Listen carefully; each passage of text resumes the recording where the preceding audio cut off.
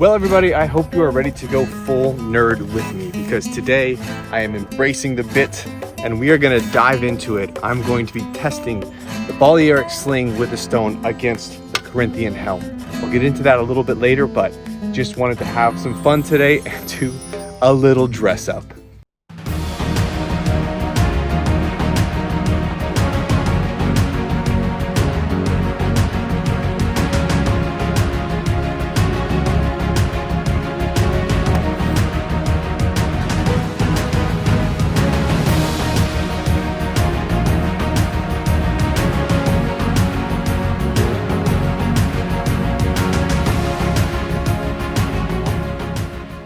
To begin, I now know what it feels like to be a girl in a skirt. This thing is kind of tight, a little snug, but we are embracing the nerdiness today. Now, when I did the most recent test with the Kevlar helmet, a lot of people said, that's cool, but I'd like to see more period appropriate testing. So what I have here is only the finest here. This is a full-on replica, cost me tons of money just so I could send it on YouTube for free. Just kidding, I actually got this online from Cult of Athena. If you're watching this Cult of Athena, send me free stuff. I will show it and break it. Anyways, back to the video. So that being said, I think it'll be a decent replica. It's metal and it'll do its job. But the big thing is I want something underneath it that's gonna actually absorb some of that impact. So I have this melon here.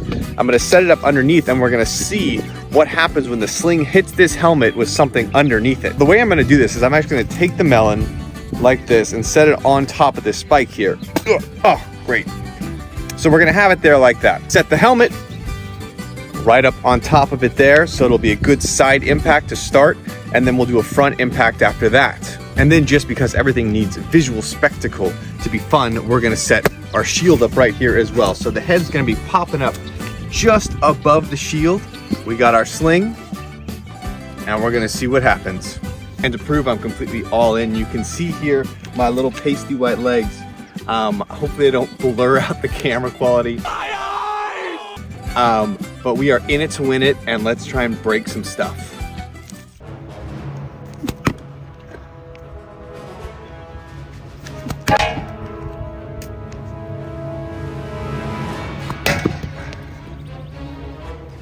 All right, let's see.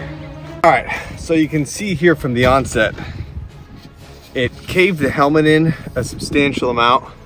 It dug into this a little bit, but not enough to do substantial damage. So I'm gonna do it again. This time we're gonna go from the front, and I'm gonna see if I can get a slow-mo footage of that shot.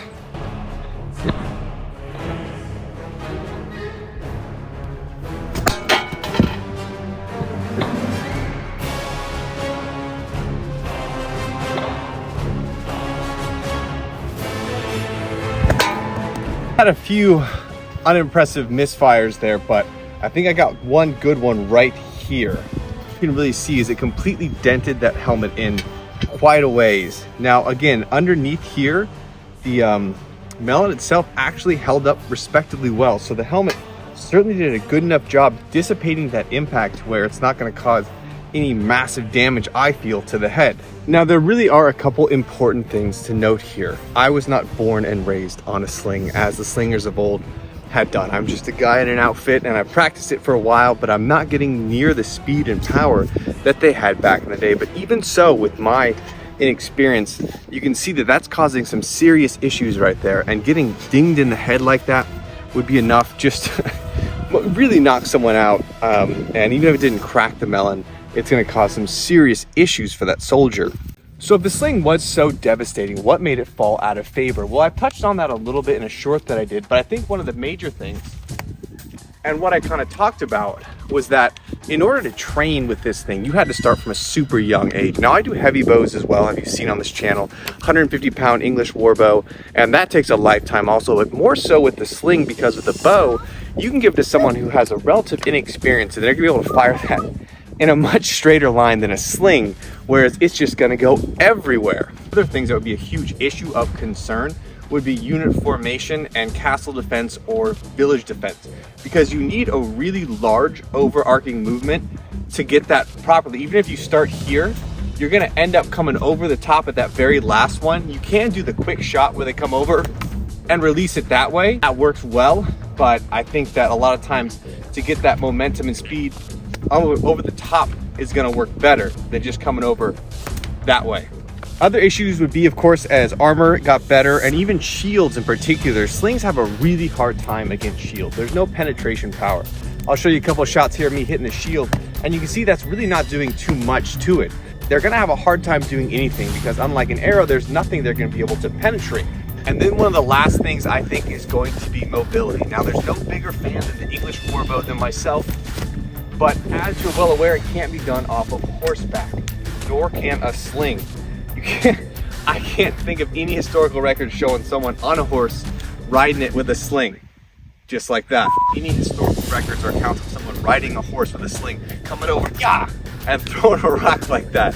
So you have that lack of mobility, and really the pinnacle of archery was horse archery because you had that combined mobility and the ability to hit and run, and slingers didn't necessarily have that. However, part of me would feel a little bit guilty if you tuned in and watched that whole video and didn't get to see the melon destroyed. So in order to rectify that, we bring out the warbow. Now I feel like this can kind of also serve as a two-parter as to why piercing damage was so important.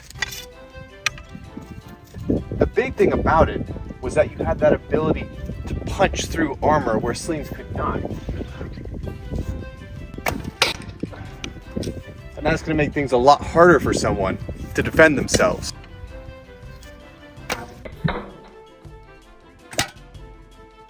So the slings could indeed outperform the bows at the time, but technology advanced, and you have bows that come from Turkey, Ottoman type bows that can go upwards of 600, 700, 800 yards. The technology couldn't keep up with just a simple manpower. So while they were amazing in their time, technology ended up catching up, and some of the stratagems that were incorporated just wouldn't work out anymore. So the sling is still one of my favorite weapons of all time, and I think deserves a lot more recognition and respect in media and games and all sorts of stuff. So that is the video, ladies and gentlemen. The sling versus the Corinthian style shaped helmet with only the best budgetary constraints possible. Trying to make it as fun and animated as I can. I hope you enjoyed the little skirt and little dress because it's pretty breezy out here today. So I can see how skirts would not be super comfortable. As always, slings are great. They're super fun, but they do take an insane amount of practice. If you guys want to see a sling tutorial video, I have one over here where I went over the ins and outs and the minutia of it. But like anything, you know, this is something I do as a hobby recreationally. The thing to understand is even though I'm practiced with it and skilled with it to a degree, I'm only giving the best possible result that I can give. It's not going to be the same as someone who's born into it, breathed it, lived it, and that was their means of survival and defense. So I hope you enjoyed it. Corinthian helmet took a little bit of a beating, but held up well with my slinging, and the melon actually survived, but probably is concussed. The slinger, ow, ow. Well, I've touched on it a little castle wall.